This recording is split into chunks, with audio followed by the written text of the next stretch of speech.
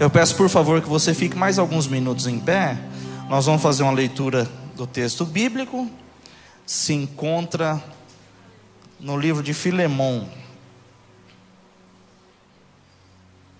Se você tivesse com a sua Bíblia física, possivelmente você teria dificuldade de encontrar esse livro.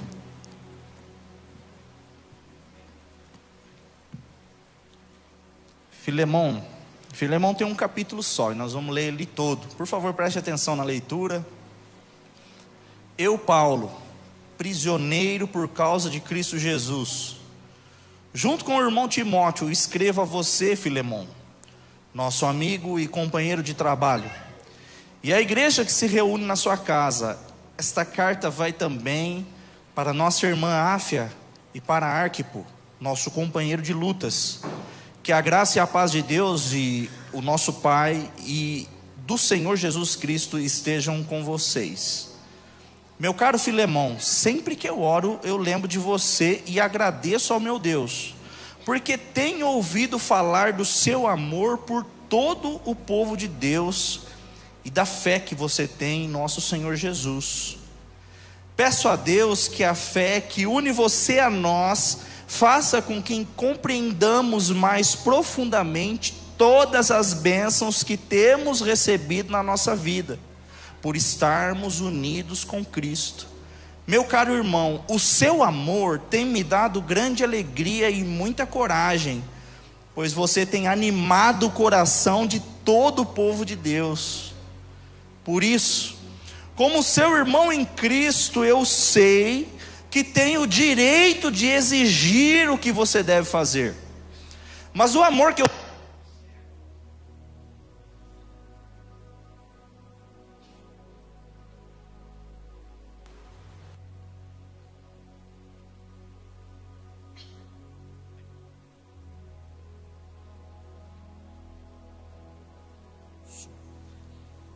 Pequeno problema técnico.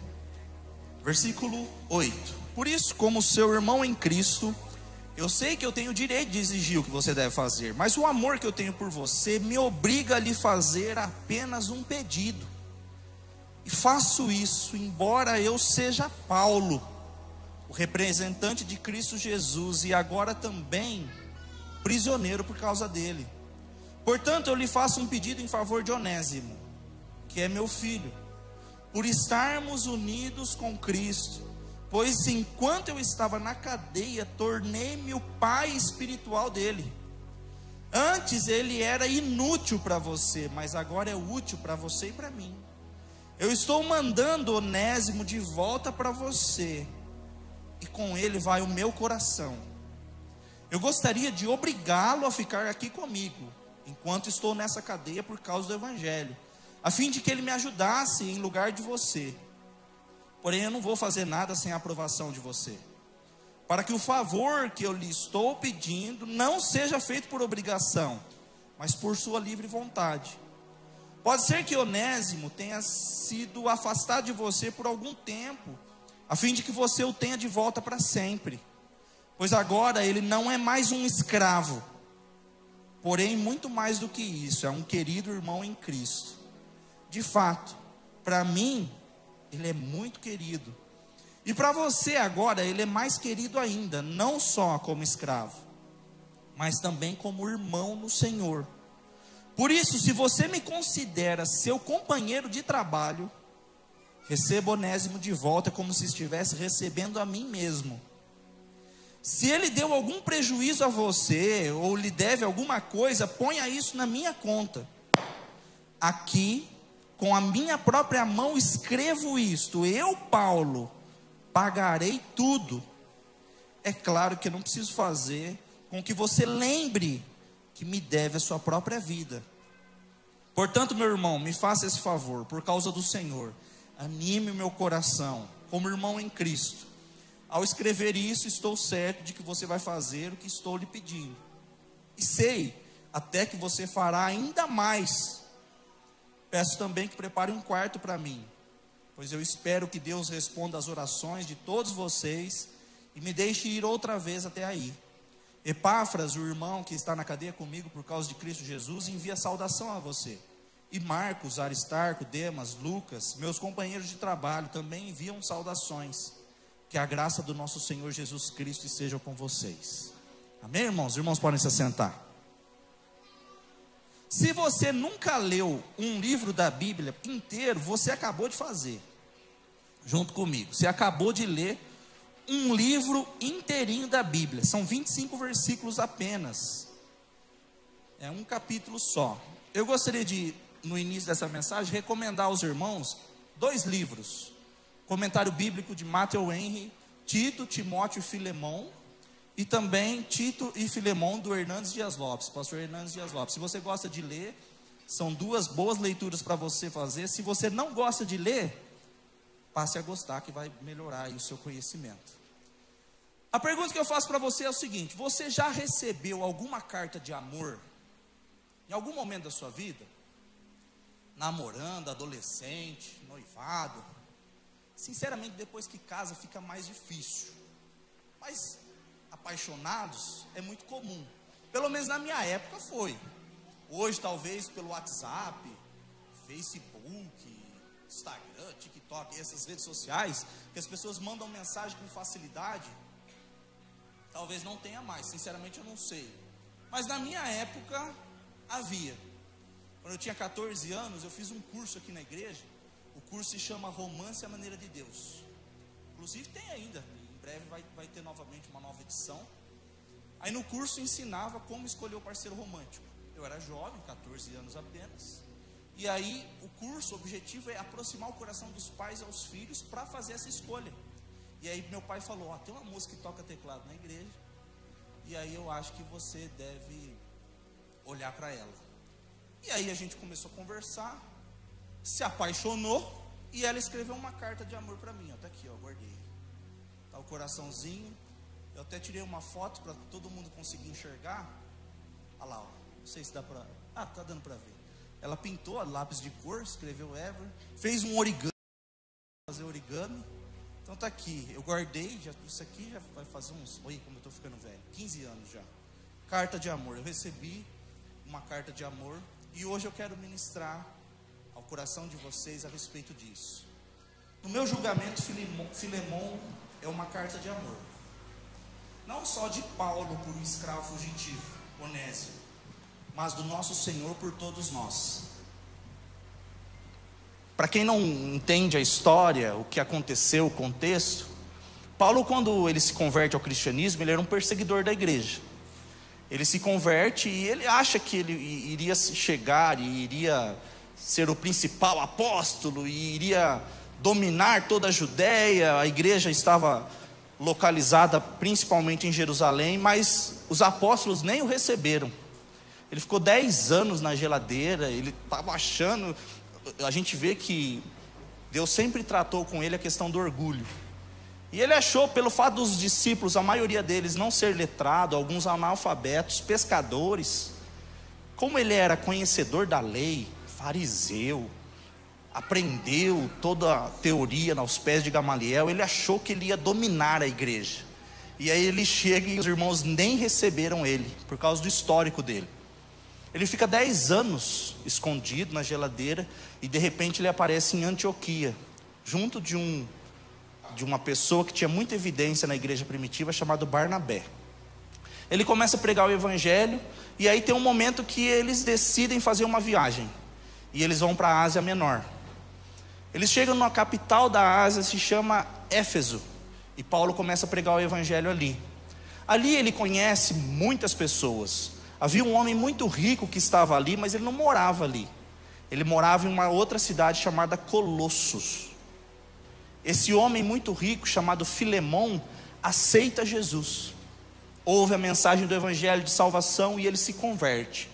Ele tinha muitos escravos, era um homem de evidência da alta sociedade de Colosso. Paulo nunca esteve nessa cidade de Colosso, por mais que em um momento ele quis estar, mas ele nunca esteve. Um tempo depois, um dos discípulos de Paulo, chamado Epáfras, ele foi até Colosso e estabeleceu uma igreja, justamente na casa do Filemão. A igreja se reunia na casa dele, desse homem rico. Ele tinha um dom evidente, o dom da hospitalidade. Não é fácil receber pessoas diariamente na sua casa, né? Quem já teve célula em casa, quem já recebeu culto, sabe como é. As pessoas tem gente que não gosta nem de imaginar os dedinhos das crianças em cima do móvel e sentando no meu sofá. Agora outros têm um dom. Esse irmão tem um dom.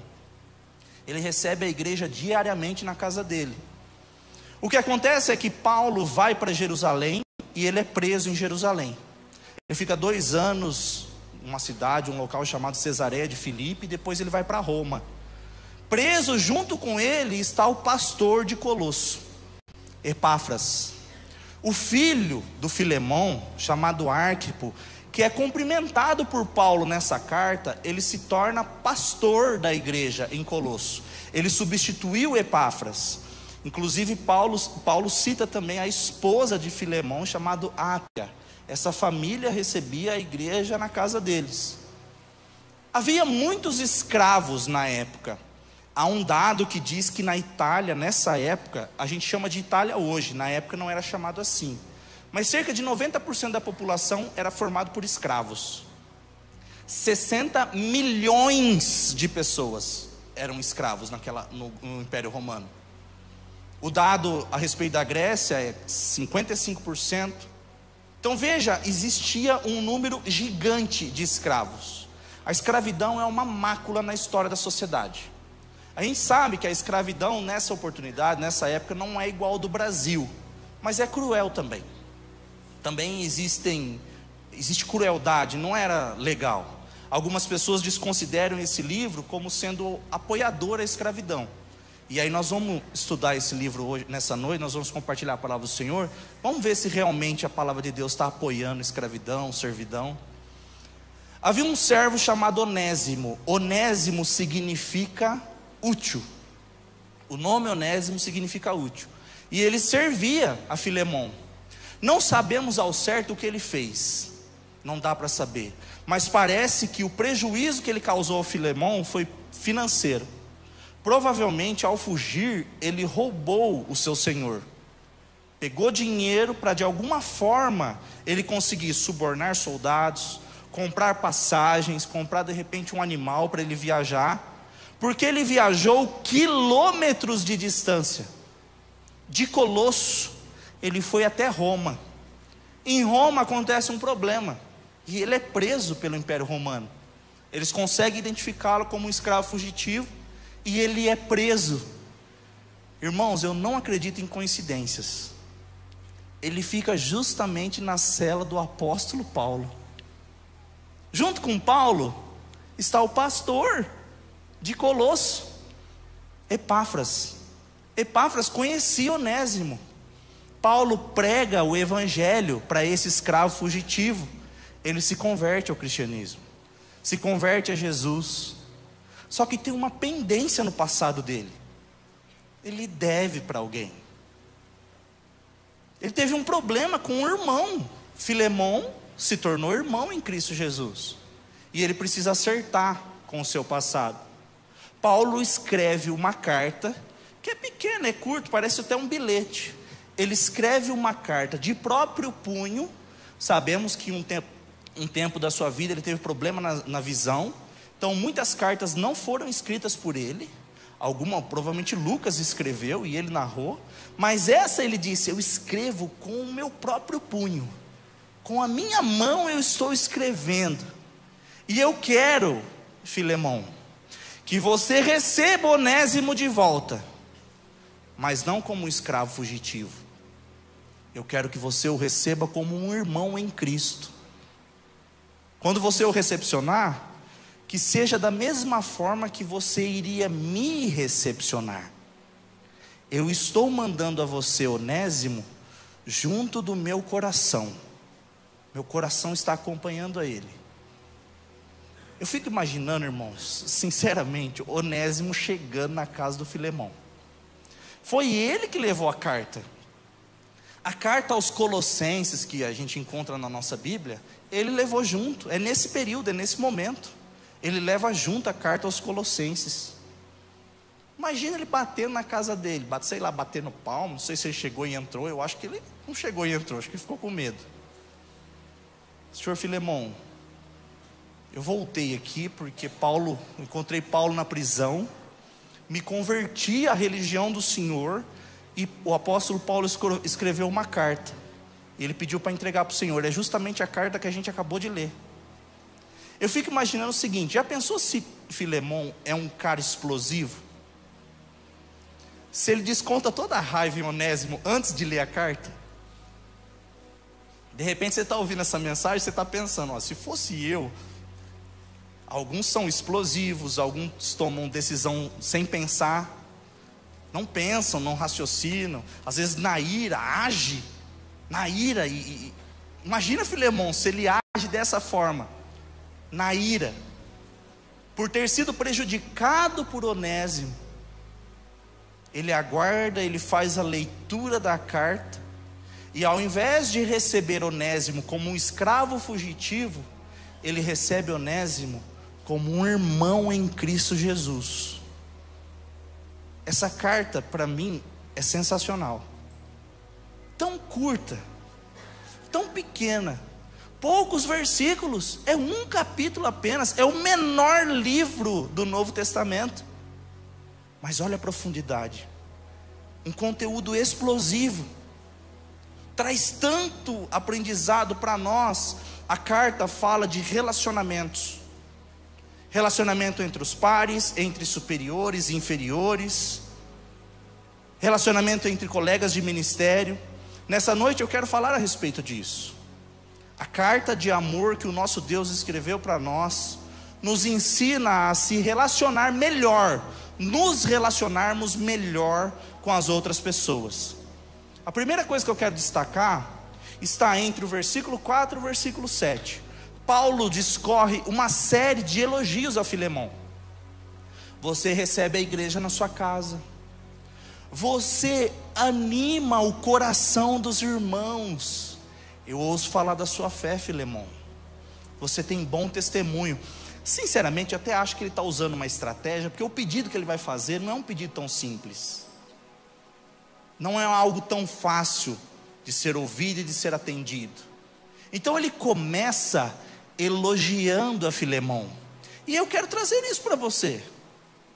Tem pessoas que têm muita dificuldade de elogiar outras. Eu quero dizer para você que se você tem dificuldade de elogiar outras pessoas, você é inseguro. Tem maridos que não elogiam a esposa. Normalmente quando namora, no romance, elogia tudo. Aí depois, passa um tempo, é só crítica. Elogia sua esposa.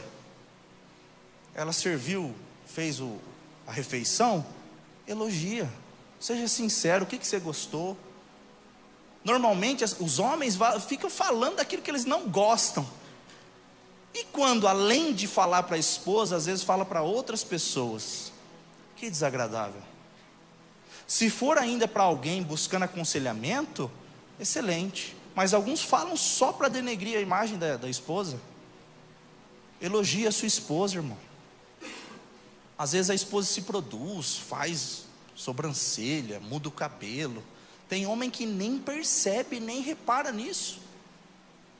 Importante os elogios. Paulo mostra aqui, ele começa a carta elogiando o ministério de Filemon. Tem mulheres que têm dificuldade de elogiar o marido. Tem marido que é trabalhador, que faz tudo em casa, conserta a casa. Uma torneira nunca fica pingando na casa dele. E é o que ele ouve da esposa, sempre crítica. Foque nas coisas boas, importantes. O que o seu marido faz que é bom para você? Você precisa contratar sempre alguém para ir lá fazer? Não, eu nunca contratei ninguém. Então esse é o ponto que você vai elogiar. Seu marido é aplicado nas coisas de Deus? Elogia. Irmã, seu marido também busca afeto, elogios em você. Tem filhos que nunca ouviram um elogio dos pais. O pai nunca disse: eu tenho orgulho de você. Eu vejo adolescentes aqui na igreja, são tão aplicados, não perdem culto, trabalham nos ministérios. Você elogia seu filho? Você diz para ele que tem orgulho? Que bom que eu sou seu pai, que bom que eu sou sua mãe? Ou é sempre crítica? O que seu filho ouve? Hoje eu vi uma cena, uma mãe escreveu no guarda-roupa: eu sou burra, e pediu para que a filha ficasse repetindo, por causa da nota que ela tirou no Enem. Fique repetindo, fique repetindo. Nossos filhos não estão aqui, irmãos, para ficar ouvindo crítica. Corrigir é bíblico, a Bíblia diz que Deus corrige aquele que Ele ama. Mas passar a vida inteira sem nunca ouvir um elogio. Pessoas inseguras não conseguem elogiar, tem problemas com elogios. Paulo não é inseguro, ele sabe muito bem quem ele é. O interessante é que ele se apresenta: eu, Paulo, representante de Cristo Jesus e prisioneiro. Eu sou representante de Cristo Jesus, eu sou apóstolo, mas também sou prisioneiro. Ele tem um equilíbrio a respeito da sua autoimagem. Tem gente que acha, quando recebe um elogio, tem gente que fica se achando. O orgulho vai lá para cima.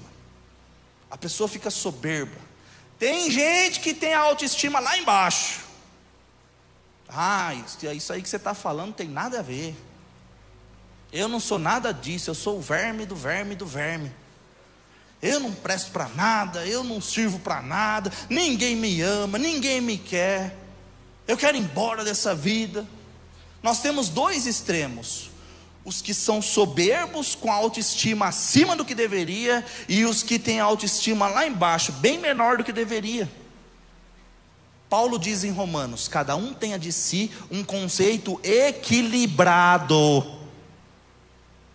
Eu estou dizendo que o elogio é muito importante. Elogie o irmão da igreja, o irmão que canta, que prega, que olha carro, que ensina as crianças, que arruma a cadeira. É sempre bom, reconheça isso. Tem gente que nunca reconhece. Para criticar, rapidamente. Eu sempre digo, pela misericórdia de Deus eu lidero o diaconato, e eu sempre digo que ninguém percebe algumas ações que eles têm. Ninguém percebe que eles trocam e observam o papel higiênico no banheiro, por exemplo. Mas o dia que isso não acontecer, que alguém esquecer, aí as pessoas vão perceber. Certo? Eu estou falando do ministério que eu lidero justamente para dar um toque. É interessante que tem pessoas que são tão aplicadas no reino de Deus, e os irmãos devem reconhecer. Paulo está reconhecendo o ministério de Filemão, as qualidades e virtudes de Filemão. Ele começa elogiando. Então fica a dica: esposa, se você vai fazer uma crítica para o seu marido, comece elogiando, que ele vai abrir o ouvido. Marido, se você quer fazer uma crítica para sua esposa, comece elogiando, que ela vai querer te ouvir. E em todas as áreas, começa sempre elogiando. Aí Paulo faz um pedido para Filemão. É o seguinte: esse escravo fugitivo, que era inútil para você, recebeu o evangelho de Jesus Cristo na sua vida, teve a vida transformada. Ele está sendo tão útil para mim aqui na prisão, eu gostaria até que ele ficasse aqui. Mas é o seguinte, ele precisa resolver uma pendência. Eu trabalho aqui na igreja já há um tempo, já com discipulado, e tem uma das aulas que a gente fala sobre perdão. É batata, eu até já comentei com a Amanda. Quando tem essa aula, sempre um dos alunos manda uma mensagem: irmão, você falou sobre perdão, e na hora que eu estava ouvindo, eu lembrei de um fato que aconteceu comigo. E aí, sabe, eu não converso mais com a pessoa, eu não vejo mais, eu não tenho mais relacionamento com essa pessoa. Será que foi coisa da minha cabeça, ou você acha que eu tenho que ir lá me acertar com aquela pessoa? Não, o Espírito Santo falou com você, você tem que ir lá se acertar. Mas e se ela não quiser? Não, perdão é um posicionamento, é uma decisão de quem quiser perdoar. Agora, aquele que cometeu um erro tem que pedir o perdão. Sempre, irmão, sempre acontece. Alguém que está fazendo curso, treinamento, é impactado por essa palavra. E o que eu quero mostrar? Quando a gente encontra o evangelho de Jesus Cristo, parece que vem com um espelho. O espelho fica na nossa cara e a gente passa a enxergar nossos defeitos, nossos erros. Você já viu Isaías quando ele está na presença de Deus e ele fala: eu tenho lábios impuros e eu habito num povo que tem lábios impuros. Eu sou pecador. A presença de Deus sempre nos constrange. E o Evangelho de Jesus Cristo é assim. Algumas pessoas acham que o tempo cura as feridas. Ah não, deixa o tempo, dá tempo ao tempo. O tempo vai passar e vai curar. O tempo não cura nada. O tempo não cura, normalmente ele piora. Faz 2 semanas o desentendimento, faz 20 anos. Eu não falo com a minha mãe, não falo com meu pai, não falo com o irmão da igreja, ele passa perto de mim, eu não cumprimento. Eu quero incentivar a você nessa noite. Essa palavra é a respeito de relacionamentos. Quer ter relacionamentos melhores? Aprenda a perdoar e aprenda a pedir perdão. Ah, Everson, você não sabe o que essa pessoa fez para mim. Foi mais ou menos o que Onésimo fez para Filemão. Paulo incentiva Filemão a perdoá-lo. O legal da história, irmãos, é que Paulo poderia exigir. Ele mesmo diz: eu poderia estar exigindo de você, porque eu sou o apóstolo de Jesus Cristo, eu sou o representante de Jesus Cristo, mas eu sou prisioneiro, por causa do Evangelho eu sou prisioneiro. Então eu não quero mandar você fazer, eu quero fazer um pedido em amor. Porque se você recebê-lo em amor na sua casa, vai ser muito melhor do que eu mandar. Se ele tivesse que obedecer uma ordem de Paulo, é possível que em algum momento ele não iria tratar bem Onésimo. Mas se fosse em amor... Gente, tem um desenho animado que as crianças estão assistindo. Foi a Natália que recomendou para mim. Se você tem filhos, coloca para o seu filho assistir. Se chama Superbook. Esse desenho animado, as crianças viajam no tempo. E elas vão lá nas histórias do passado. Gente, como eu queria ser o menininho lá do Superbook e viajar para uma história dessa. Eu fico imaginando o Onésimo chegando em casa, da casa do Filemão.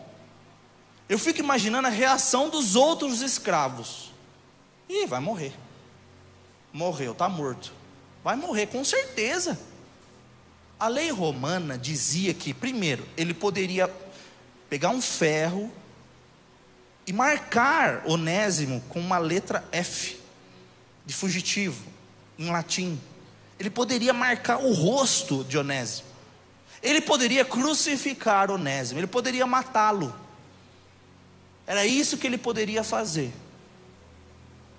Imagina a gente vendo a cena, o rosto de Filemão, o rosto de Onésimo, a expectativa dele, como estava o coração dele, a expectativa das outras pessoas, os outros escravos. Existe uma expressão em latim, talvez você já tenha ouvido. A expressão é status quo. O que significa a expressão?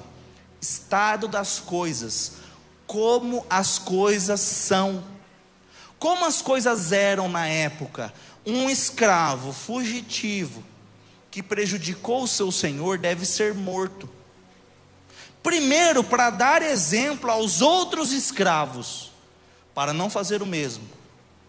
Segundo, Filemão tinha uma reputação a zelar perante os outros senhores de escravo. É possível que os outros chegaram até ele: peraí, você não vai punir esse escravo aí? E os nossos escravos quando souber dessa história? O status quo, o estado das coisas da época era assim. O Evangelho de Jesus Cristo, quando entra na vida do ser humano, ele desafia o estado das coisas. Ele joga de ponta cabeça a vida das pessoas. Eu gostaria que você pensasse agora, como você era quando você não tinha Jesus? Como era a sua vida, de repente há meses atrás? Eu não sei se eu estou pregando para um público que todo mundo tem Jesus no coração. Como é a sua vida hoje? Ah, Everson, pela misericórdia de Deus, eu sempre estive aqui na igreja. Eu também. Mas eu já tive altos e baixos. Eu estava comentando com um adolescente aqui da igreja recentemente. Falei: eu não tenho histórias de vida como outros que foram do mundo. Não tenho isso. Mas eu também sou pecador. Tem gente que vem falar comigo, ô irmão, tem até vergonha de contar para você o que eu fazia. Ô irmão, não precisa ter vergonha não. Eu também sou pecador. Tem gente que santifica a gente, pelo amor de Deus. Eu sou pecador, eu sou comedor de arroz e feijão igual a você. Às vezes até mais do que alguns, né? Mas é tudo igual. Nós somos iguais. Eu estava compartilhando com um adolescente, eu falei, olha, quando eu fiz Senai, 14 anos. 14 anos. Quando eu fiz Senai, eu tinha um apelido, Mudinho. Mudinho. Recentemente eu encontrei um amigo meu do Senai, ele falou, eu não acredito que é a mesma pessoa. Não é possível que é a mesma pessoa que a gente chamava de Mudinho. A Amanda falou, olha, não tem como, hoje está galerinho, não tem como, eu falo mais do que ela, eu gosto de me comunicar mais do que ela. Não tem como ter sido esse apelido, Mudinho. O Evangelho de Jesus Cristo, quando entra na vida das pessoas, ele transforma, ele muda. O servo fugitivo, condenado à morte, ele se torna irmão em Cristo Jesus de um nobre, de um homem rico. Quando Paulo escreve, ele diz, olha, você deve recebê-lo como irmão, e eu sei que você fará ainda mais. Eu fico pensando, como é que ele vai fazer mais do que ele está pedindo? Ainda mais do que ele está pedindo? Há um texto na Bíblia, eu quero que você acompanhe essa leitura, 1 Coríntios capítulo 1, versículo 26. Olha que texto lindo que a palavra do Senhor diz, a respeito de como o Evangelho chega na nossa vida, como éramos. Agora, meus irmãos, lembrem do que vocês eram quando Deus os chamou. Como vocês eram? Do ponto de vista humano, poucos de vocês eram sábios. Poucos. Ou poderosos, ou de famílias importantes.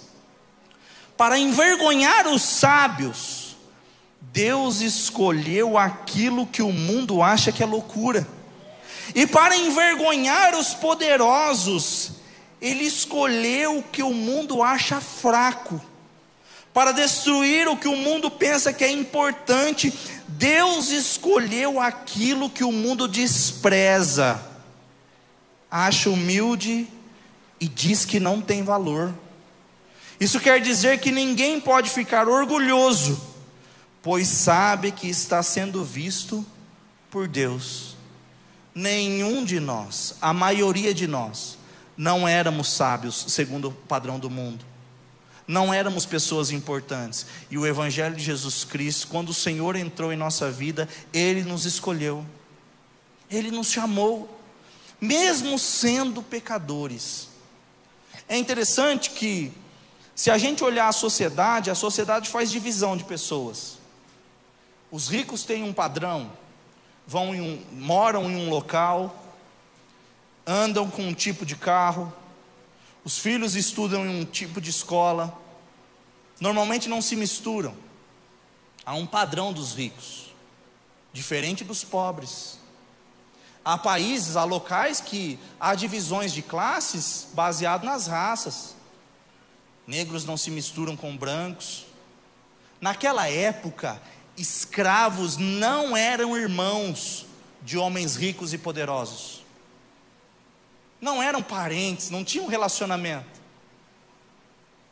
Esse servo Onésimo, quando ele se encontra com o Evangelho, há um texto na Bíblia que em Jó, o texto diz, ainda que não há mais esperança para a árvore cortada. Imagina que a terra secou, e nesse chão seco as raízes morreram. Ao cheiro das águas, essa árvore morta e cortada brotará, renovarão os seus ramos. Talvez nessa noite você está olhando para a sua vida e você diz, olha, eu tenho muitas pendências para resolver. Eu sou esse escravo fugitivo, eu estou marcado.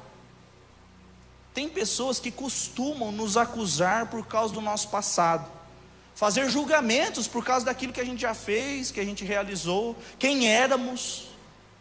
Normalmente são pessoas próximas de nós. Alguns de vocês se formaram na faculdade. Você já percebeu que os seus familiares não procuram você?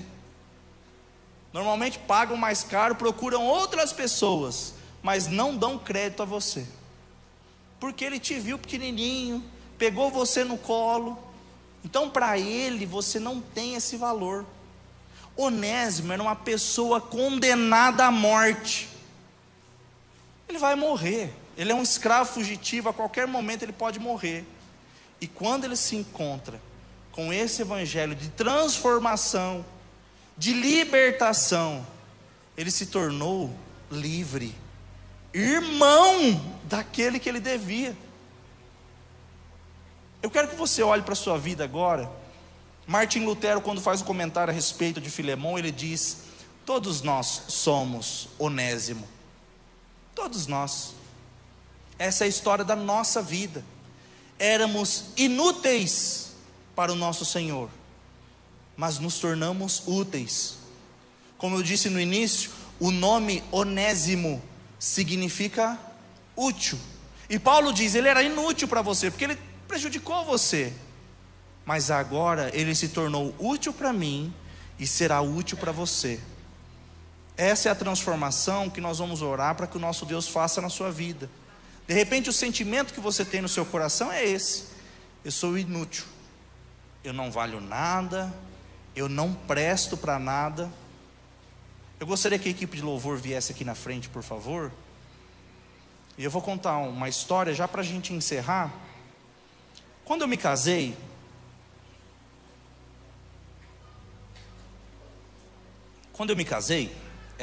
na minha família sempre tinham muitas pessoas, e a minha casa, a casa dos meus pais, compartilha quintal com a casa da minha avó. Então a gente sempre tinha muitas pessoas. E aí foi meio que um baque assim, porque agora está só eu e minha esposa. Ela teve um sentimento semelhante. Ela falou para mim um dia, falou assim: olha, você acorda mais cedo. Eu acordo normalmente mais cedo do que ela, e eu tomava meu café da manhã e ia para o trabalho. E ela fala: eu acordo um pouquinho mais tarde, e aí eu vou tomar café da manhã e eu me sinto muito sozinha. Lá na casa dos meus pais sempre tinha muitas pessoas, tinha mais gente, tinha minha irmã, minha avó, minha mãe. Então eu sempre me senti melhor por ter mais pessoas. E aí você não está mais aqui, eu não tenho com quem conversar. E eu tinha acabado de casar. Eu sinceramente, irmãos, diante de Jesus, eu pensei que ela ia falar: eu vou acordar mais cedo com você. Mas sabe o que ela falou? Eu quero um cachorro.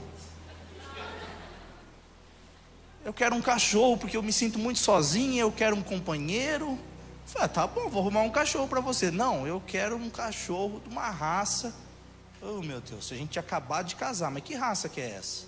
Fui ver, o filhotinho custava R$2.000. Falei: Deus que me livre, que cachorro que é esse? Aí eu falei: não, vou comprar um coelho. Perguntei para a Larissa: posso dar um coelho para ela? Falei: não, um coelho com um cachorro. Falei: não, é quase a mesma coisa, parecido. Não faça isso. Falei: meu Deus, e agora como é que eu vou comprar um cachorro? E aí eu falei: gente, tem tanto cachorro no mundo, não vou comprar cachorro não.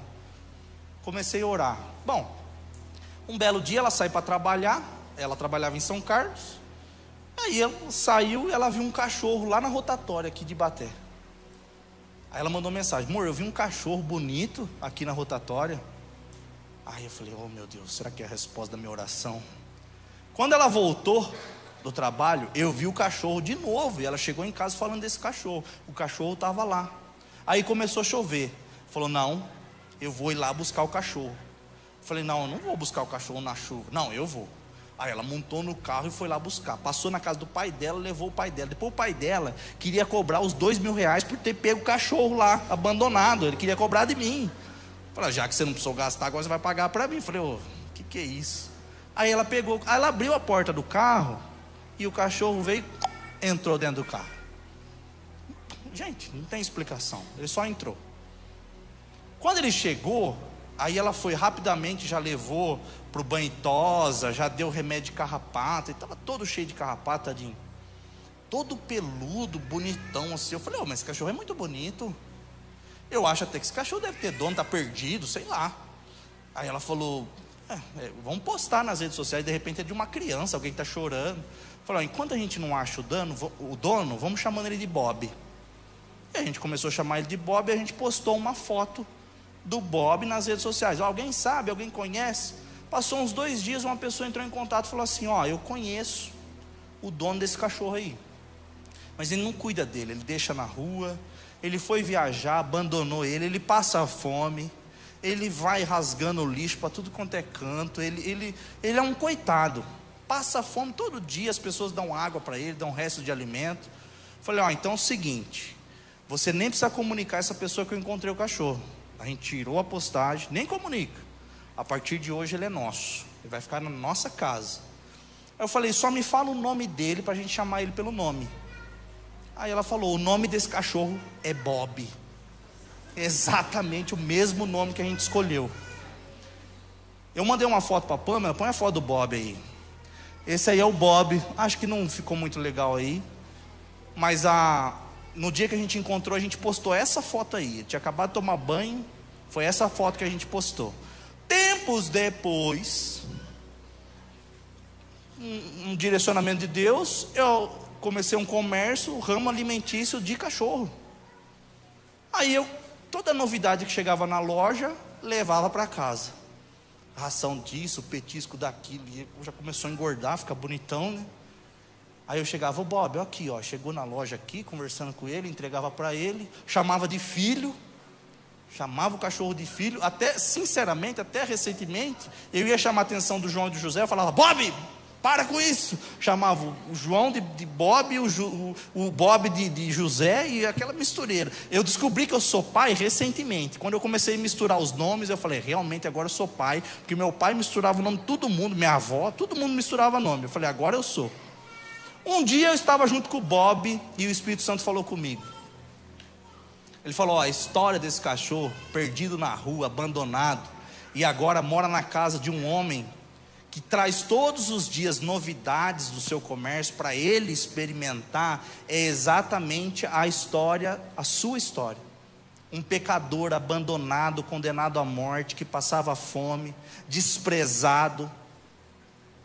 Um dia Jesus te encontrou, abandonado, perdido, largado. Ninguém dava um tostão furado por você, e Jesus encontrou a você. Eu quero que você olhe para a sua vida nessa noite e reconheça que o Evangelho de Jesus Cristo transformou a sua vida. Hoje você não é mais aquele coitado, abandonado, condenado à morte, não. O Senhor trouxe vida para você, transformação, mudança. Eu quero que você se coloque em pé. Nós vamos cantar um cântico ao Senhor, e na sequência nós vamos fazer uma oração.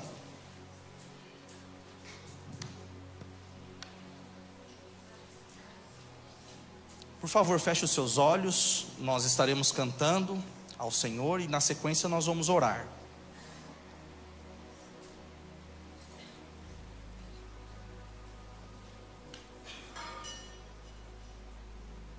Santo é o teu nome, Senhor. Tu és maravilhoso. Quem é semelhante a ti? Te glorifico, Senhor, te exalto.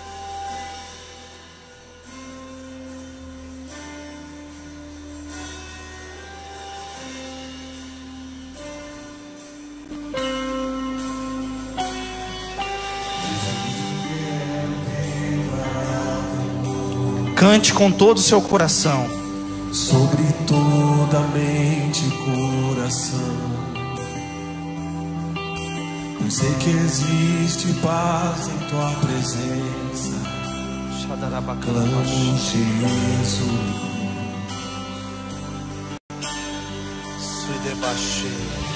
Jesus, eu quero declarar teu nome, quebrando os vícios desta geração. Declaro que há esperança e liberdade. Clamo Jesus. Clamamos ao teu nome, Senhor Jesus Cristo. Teu nome é cura, é poderoso. Teu nome é vida. Destrói cadeias, dissipa as trevas, vem incendiar.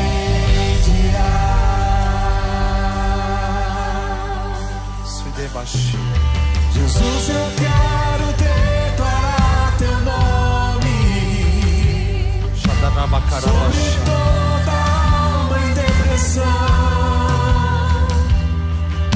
ansiedade, medo, sai agora, clamo Jesus,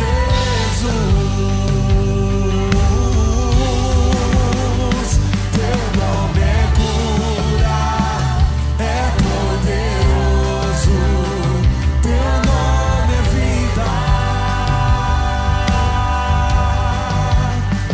destrói cadeias, dissipa as trevas, vem incendiar.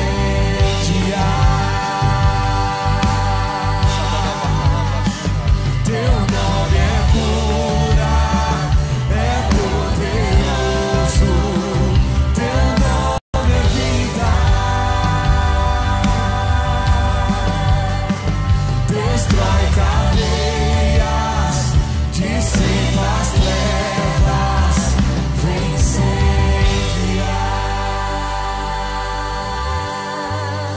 Quero que você ore nesse instante. Continue com seus olhos fechados, por favor. Os intercessores, levantem um clamor ao Senhor Jesus Cristo neste momento. Shadarabakarabashá. Espírito Santo, eu oro pelos relacionamentos dessas pessoas. Algumas pessoas carregam uma tristeza muito grande, Senhor, porque relacionamentos foram rompidos no passado. Alguns têm pendências, Senhor, mal resolvidas. Uma pessoa muito importante, amada, ofendeu muito grande essa pessoa. Ofendeu muito, Senhor. Foi uma ofensa muito grande. Alguns estão tristes, Senhor, não conseguem sorrir mais, não conseguem viver bem mais. Ficam preocupados, Senhor, atentos ao filho, à filha, ao marido, à esposa.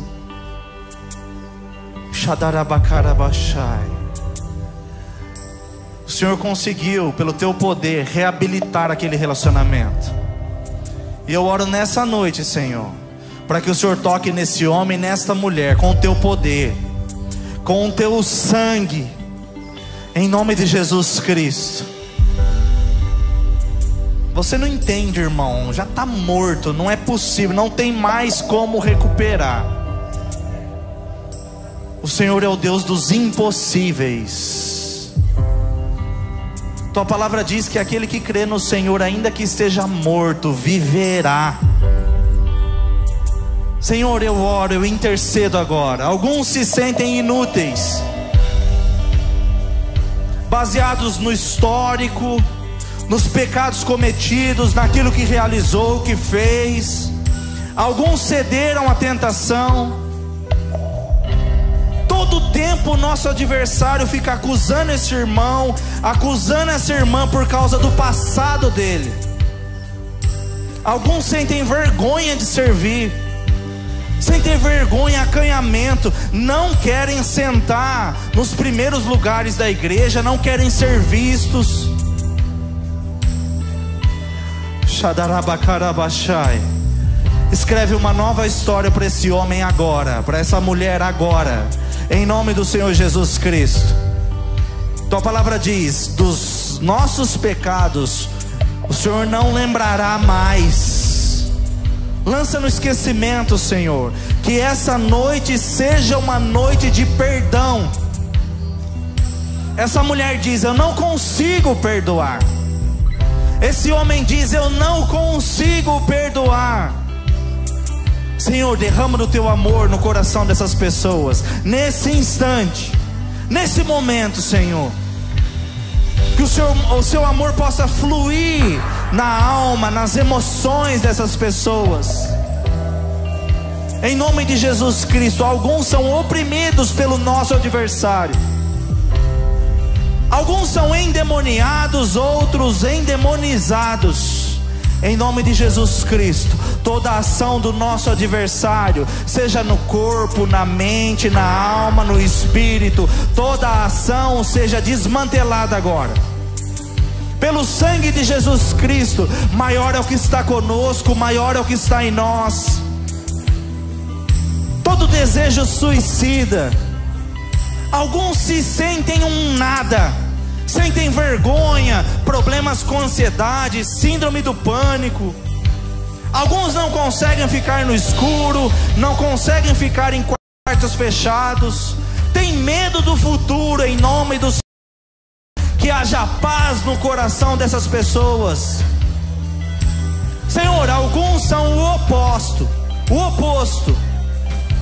orgulhosos, soberbos. Que o Senhor possa mudar o coração dessas pessoas, em nome do Senhor Jesus Cristo. Que haja perdão neste lugar.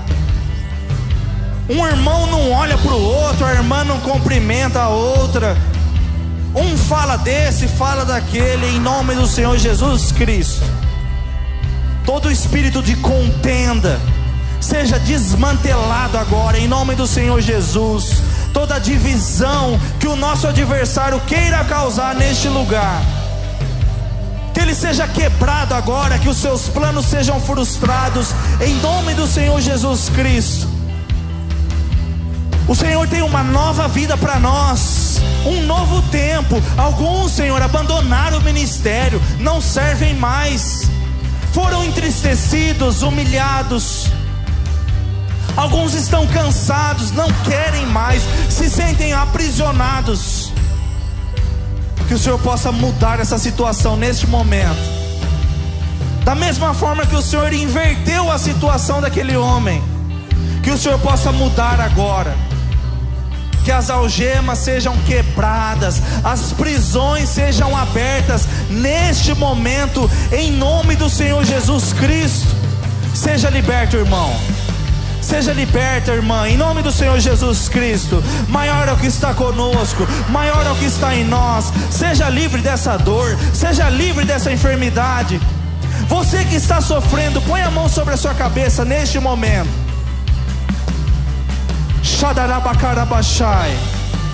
Eu sinto muito forte em meu espírito de orar por questões emocionais, psicológicas, psiquiátricas.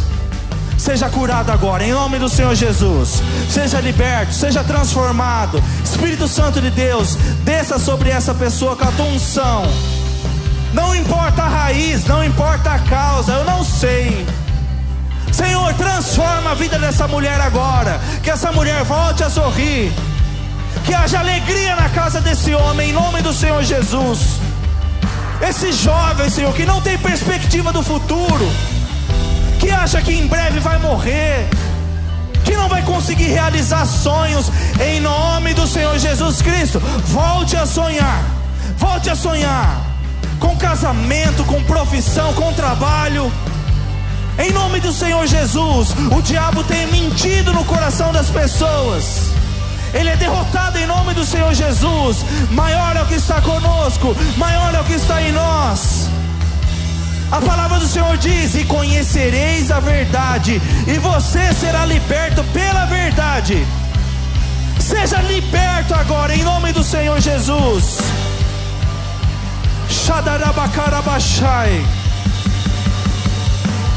O teu nome é cura, Senhor. O teu nome é cura. Cura as emoções desse homem, dessa mulher. Cura os sentimentos, os relacionamentos. Quantos casamentos, Senhor, estão dados ao fracasso? Quantos já determinaram o divórcio? Em nome do Senhor Jesus Cristo, reverta essa situação, Senhor. Transforma agora, em nome do Senhor Jesus. Esse filho que não olha para o pai, essa filha que não consegue encarar a mãe. Que haja perdão nos relacionamentos, Senhor. Perdão em nome do Senhor Jesus Cristo.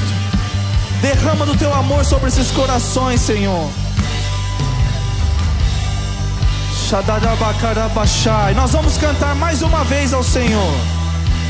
Vamos declarar que o nome dele é cura. Existe esperança para a árvore cortada. Existe esperança ao cheiro das águas. Teu nome é cura, Declare ao Senhor Jesus neste momento. O Senhor é vida, o Senhor é vida.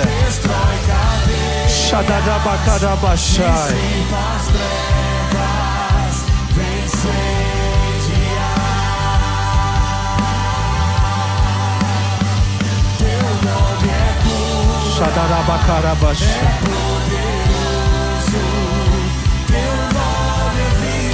Ao cheiro das águas brotará.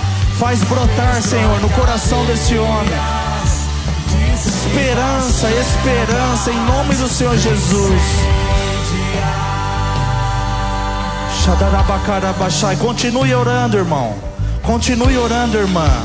Eu quero fazer um convite neste momento.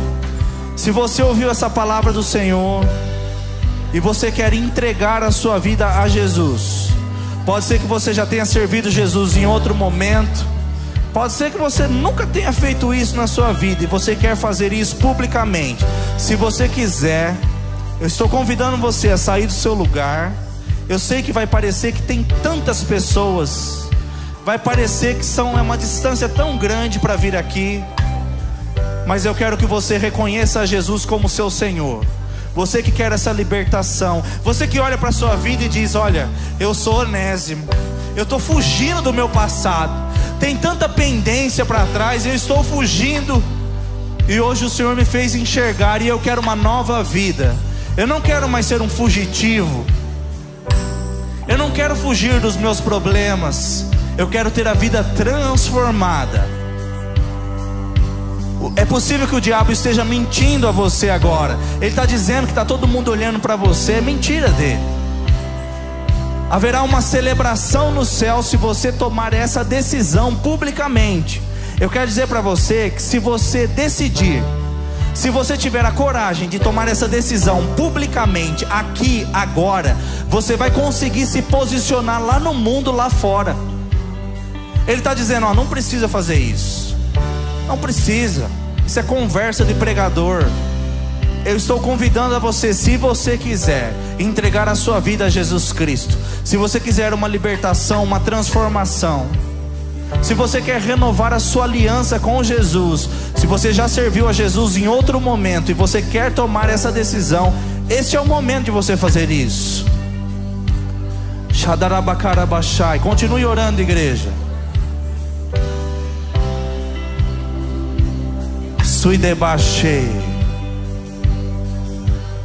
Estamos intercedendo por essas pessoas, Senhor. Eu quero saber se temos a segunda pessoa que gostaria de entregar a sua vida a Jesus. Nós temos uma pessoa aqui. De repente você está esperando uma oportunidade, estava com medo: eu não quero ser o primeiro. Nós já temos a primeira pessoa. Onde está a segunda pessoa, a terceira, a quarta, que quer entregar a sua vida a Jesus? Shadarabakarabashai. Espírito Santo de Deus, eu oro agora em nome do Senhor Jesus, que o Senhor possa operar no coração dessas pessoas para libertar, transformar vidas em nome do Senhor Jesus. Nós vamos orar por esses moços aqui. Vamos aplaudir ao Senhor Jesus pela vida deles. Glória a Deus. Qual é o seu nome? Murilo? Seu nome? Daniel? Você está acompanhando ele? É. E o seu? Luiz? Você está acompanhando ele ou você está entregando sua vida a Jesus? Muito bem. Nós estamos aqui com Luiz, Daniel e Murilo. Os três estão entregando a vida a Jesus Cristo. Muitos jovens e adolescentes fizeram isso, e essa é a melhor decisão e o melhor momento da vida de vocês para vocês fazerem isso. Então nesse instante a igreja vai estender as suas mãos para eles. Nós vamos interceder pela vida deles. Senhor Jesus Cristo de Nazaré, eu oro por esses jovens.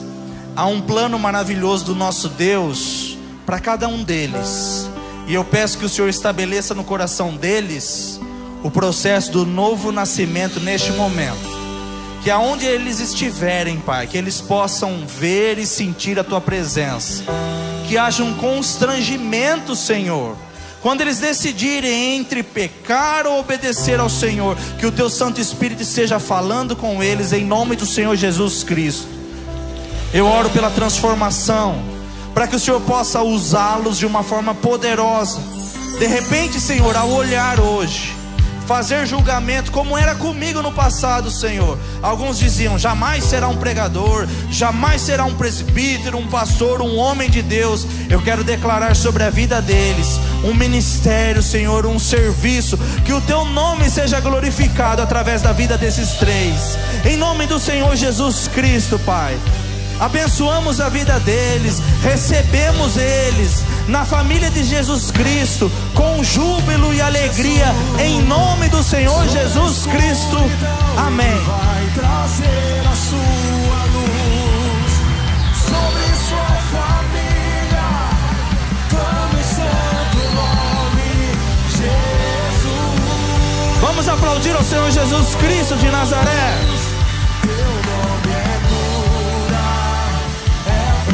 Cante ao Senhor, igreja do avivamento.